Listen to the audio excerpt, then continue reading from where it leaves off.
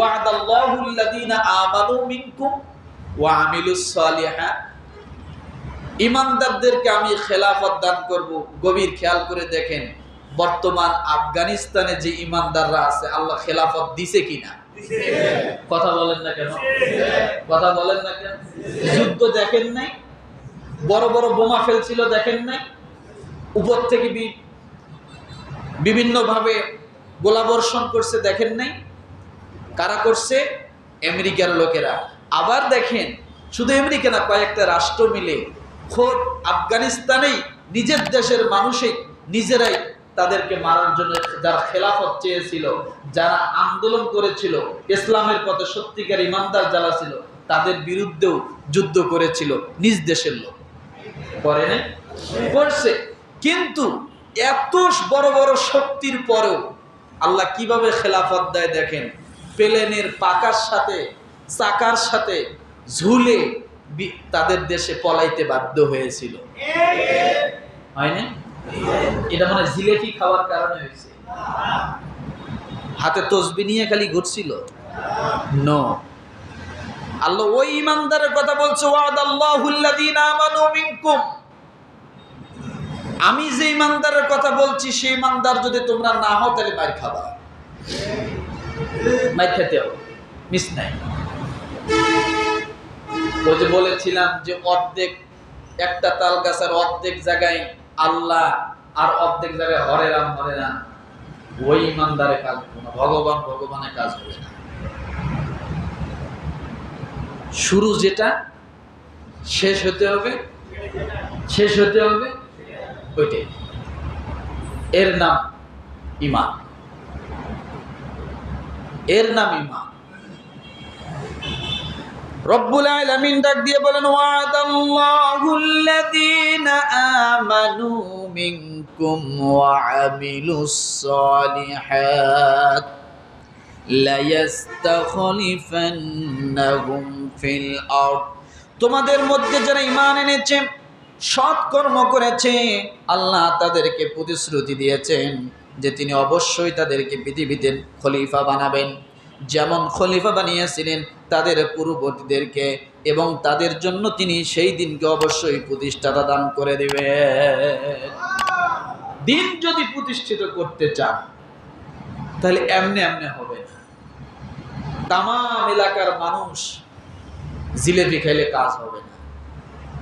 মানে জিলেবি খাওয়া ঈমান হলে কাজ হবে না। জিলেবি যেখানে, মাথার টুপি সেখানে। জিলেবি খাওয়া শেষ, টুপিটা আস্তে করে ছুঁড়ে ফেলা শেষ। নাই? এক ওয়াক্ত নামাজ পড়ে না। মিলাদের ডাক শুনলে হয়েছে, একটা মিলাদও মিস করে না। চিন্নি খাওয়া মুসলমান আছে না? নাই? খালি মিলাদের সময় দেখবেন পাবেন, তাও কি টুপি সোজা করে দিবে না, বেঁকা করে দিবে, দিয়ে বসে যে জোরে মিলাদ পড়ে, মিলাদের হাক শুনলে আপনি চিন্তা করবেন যে মনে হয়েছে ও আসমান থেকে কেবল আসলো। কিন্তু নামাজ, কথা বলে না, নামাজ নেই। তাহলে বোঝা গেল কিছু ঈমান আছে নামাজ পর্যন্ত নেয় না, মিলাদ পর্যন্ত যাওয়া যায়। কথা ঠিক না? আবার কিছু ঈমান আছে নামাজ পর্যন্ত নেয়, কিন্তু ইসলামের পক্ষে হক কথা বলা পর্যন্ত নেয় না।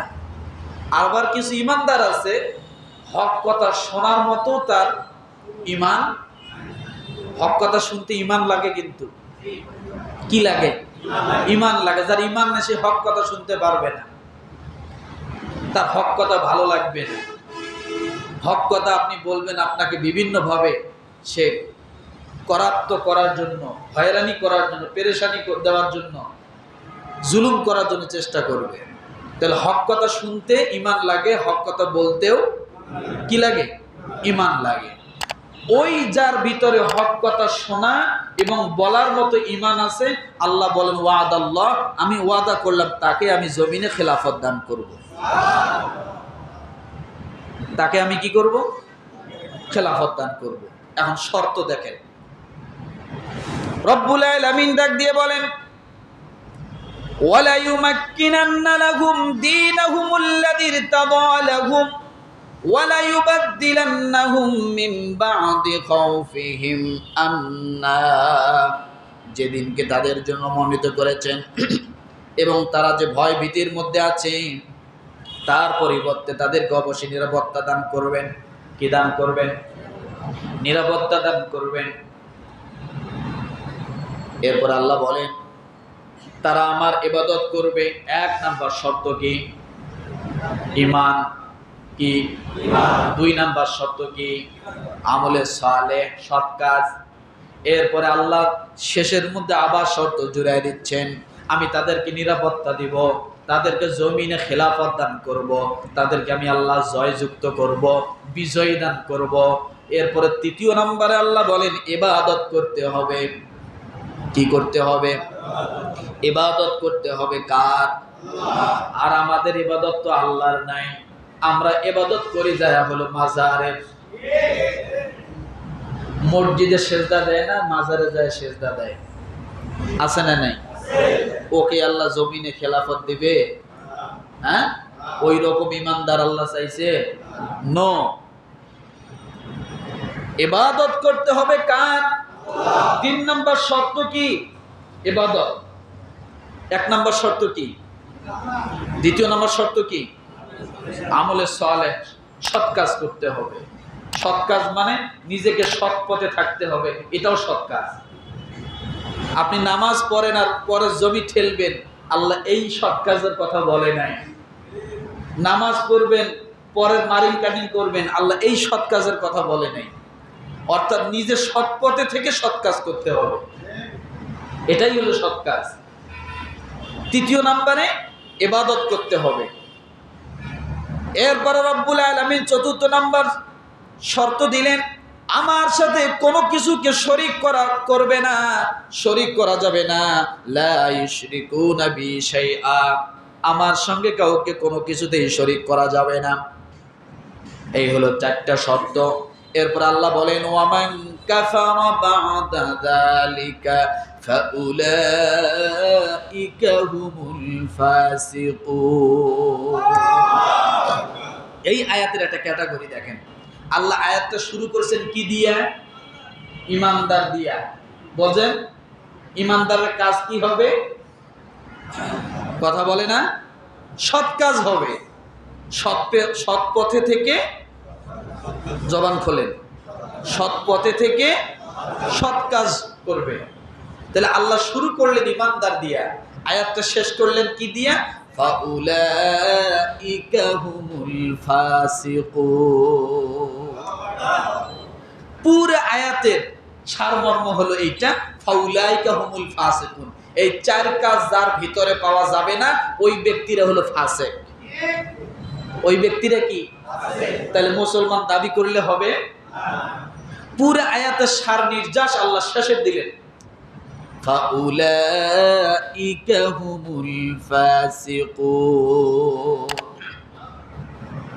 আল্লাহ বলেন এরপর যারা অকৃতজ্ঞ করবে তারাই অবাধ্য সাব্যস্ত হবে, মিথ্যাবাদী হবে। কি হবে বলে? মিথ্যাবাদী হবে। তাহলে আপনি ইমানদার দাবি করলেই হবে? কথা বলেন।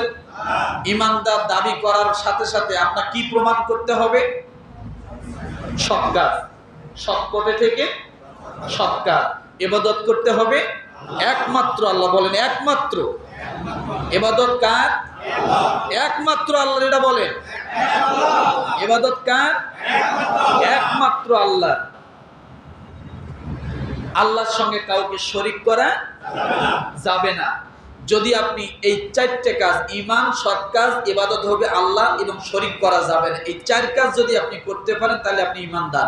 এই চার কাজ যদি আপনার ভিতরে না থাকে, আপনি ঈমানদার না, আপনি ফাসিক। আপনি কি? আমার কথা কোন সূরা? কত নম্বর আয়াত? 55। এবার কথা হলো হুজুর তাহলে ইবাদত তো করতে বলছি আল্লাহ,